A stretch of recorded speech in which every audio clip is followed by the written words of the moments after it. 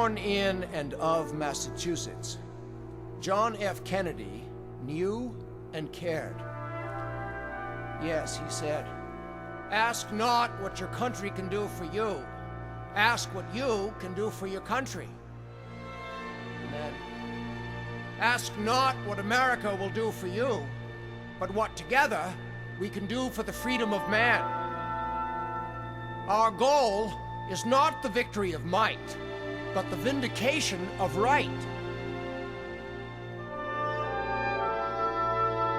Not peace at the expense of freedom, but both peace and freedom here in this hemisphere, and we hope around the world. God willing, that goal will be achieved.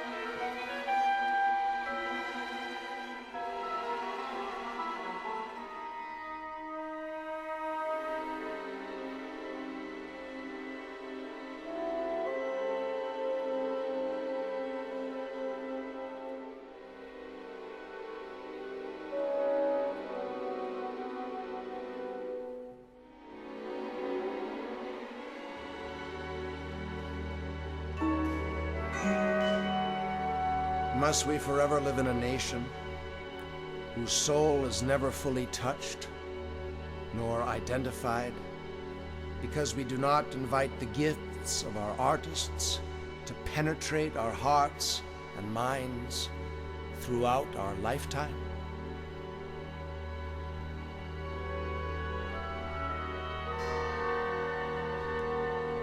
It was over 2,000 years ago that Confucius observed, "When music leads people to the right ideals and aspirations, we may become a great nation."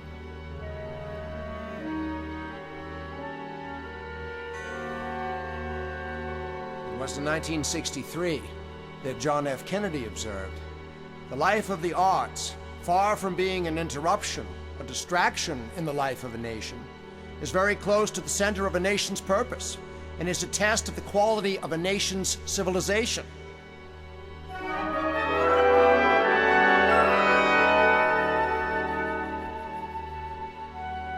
I think politicians and poets share at least one thing. That is that their greatness depends upon the courage with which they face the challenges of life.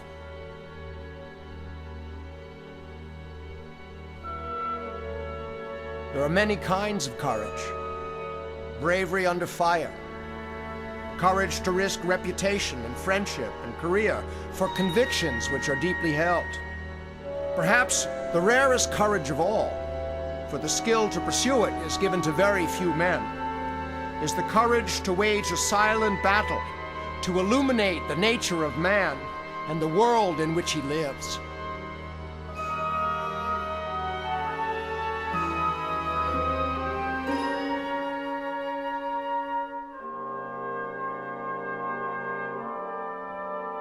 And if sometimes our great artists have been the most critical of our society, it is because their sensitivity and their concern for justice which must motivate any true artist, makes them aware that our nation falls far short of its highest potential. And I see little of more importance to the future of our country and our civilization than full recognition of the artist. If art is to flourish at the roots of our culture, society must set the artist free to follow his vision wherever it takes him. In a democracy, the highest duty of the writer, the composer, the artist, is to remain true to himself and let the chips fall where they may. In serving his vision of the truth, the artist best serves his nation. And the nation which disdains the mission of art invites the fate of having nothing to look backward to with pride and nothing to look forward to with hope.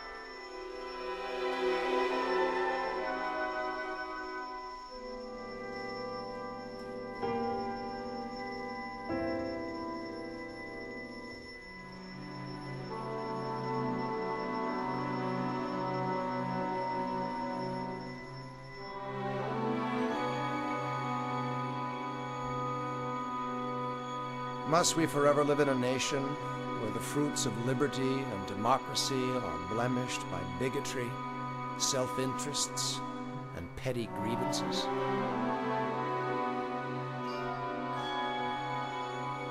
"100 years had passed since Abraham Lincoln had said, 'As I would not be a slave, I would not be a master.' This expresses my view of democracy. Whatever differs from this, to the extent of the difference, is no democracy."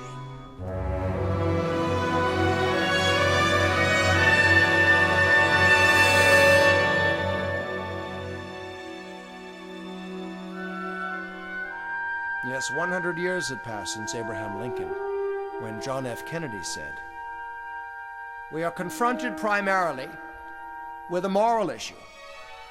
It is as old as the scriptures and as clear as the American Constitution. The heart of the question is whether all Americans are to be afforded equal rights and equal opportunities, whether we are going to treat our fellow Americans as we want to be treated. If an American, because his skin is dark, cannot eat lunch in a restaurant open to the public, if he cannot send his children to the best public school available, if he cannot vote for the public officials who represent him, and if, in short, he cannot enjoy the full and free life which all of us want, then who among us would be content to have the color of his skin changed and stand in his place? Civil rights are not merely of importance to minority groups. If the full rights of our Constitution and the full values of human dignity are not available to every American, then they no longer have the same meaning for any American.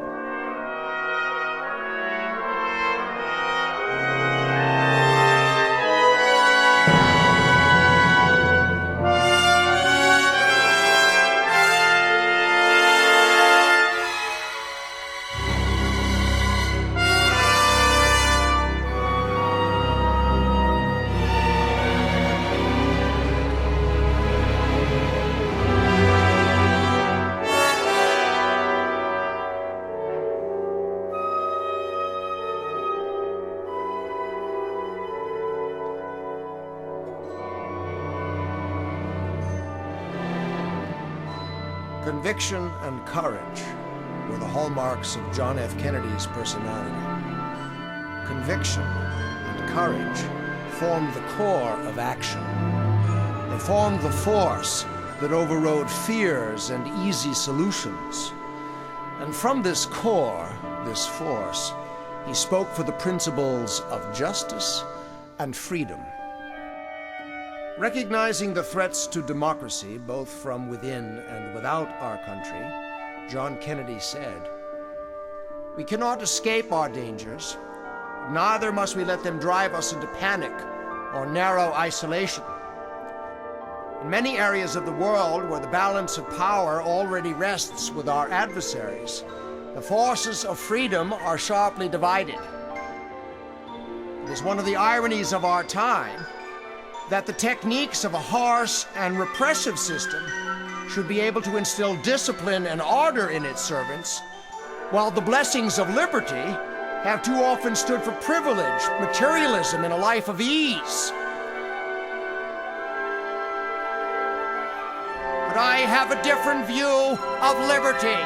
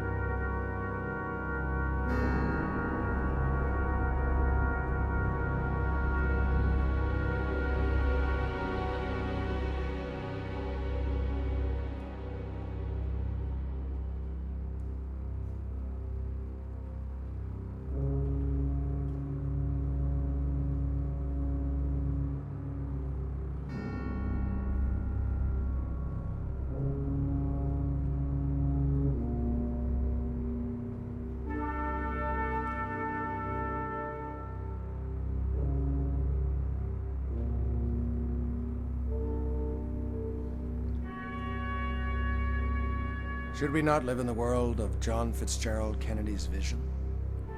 To recognize and respect our responsibility to humanity? What he was going to say on that fateful November 22nd, 1963, and what will remain in his legacy, is this. This country is moving, and it must not stop. It cannot stop. For this is a time for courage and a time of challenge. Neither conformity nor complacency will do. Neither the fanatics nor the faint-hearted are needed. So let us not be petty when our cause is so great. Let us not quarrel amongst ourselves when our nation's future is at stake. Let us stand together with renewed confidence in our cause, united in our heritage of the past and our hopes for the future, and determined that this land we love shall lead all mankind into new frontiers of peace and abundance.